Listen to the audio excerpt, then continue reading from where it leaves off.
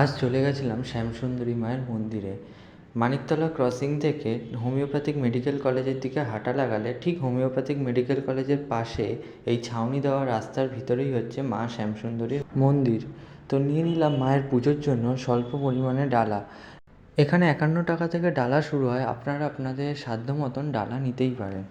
এখানে মায়ের মূল প্রসাদ হলো চাল আর কলা। মা এখানে 5 বছরের বালিকা রূপে পূজিত হয়। এই যে গোলাপি কালারের বাড়িটা দেখছেন, এই বাড়ির পাশে যে সরু গলিটা, তার ভিতরেই মায়ের মন্দির রয়েছে। মায়ের যে ডালা তা এই কাউন্টারে জমা দিয়ে এই গেট দিয়ে মায়ের মন্দিরে প্রবেশ করতে হয়। আজ যেহেতু শনিবার ছিল, প্রচণ্ড ভিড় হয়েছিল মন্দিরে, অনেক ভক্ত এসেছিল। চলুন এবার আপনাদেরকে মায়ের দর্শন করাই।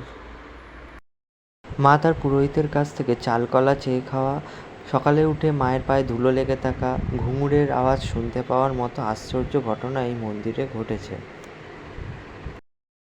মাকে পুজো দেওয়ার পর চলে গেলাম মহাদেবের মন্দিরে। সেখানে গিয়ে মহাদেবকে পুজো দিলাম। মহাদেবের মাথায় জল ঢালার ব্যবস্থা মন্দিরেই রয়েছে, মন্দিরেই ঘট রাখা রয়েছে, সেখান থেকেই জল নিয়ে আপনারা ঢালতে পারবেন। তো বাবার মাথায় জল ঢেলে নেওয়ার পর বাবাকে প্রণাম করে চলে গেলাম মায়ের আরতির জায়গায়। প্রচণ্ড ভক্তের ভিড় ছিল মায়ের আরতি দেখার জন্য। একবার মায়ের দর্শন পাওয়ার জন্য অনেক ভক্ত অনেকক্ষণ ধরে অপেক্ষা করছিল। তোমরাও সকলে মায়ের মঙ্গল আরতির খানিকটা ঝলক দেখে নাও।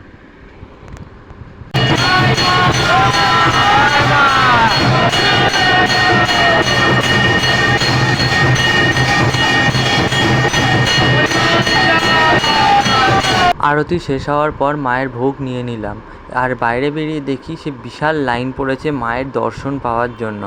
তোমরাও একবার মায়ের কাছে এসো এবং নিজের মনের ইচ্ছা জানিও। আশা করি তোমাদের সবার ইচ্ছা পূরণ হবে।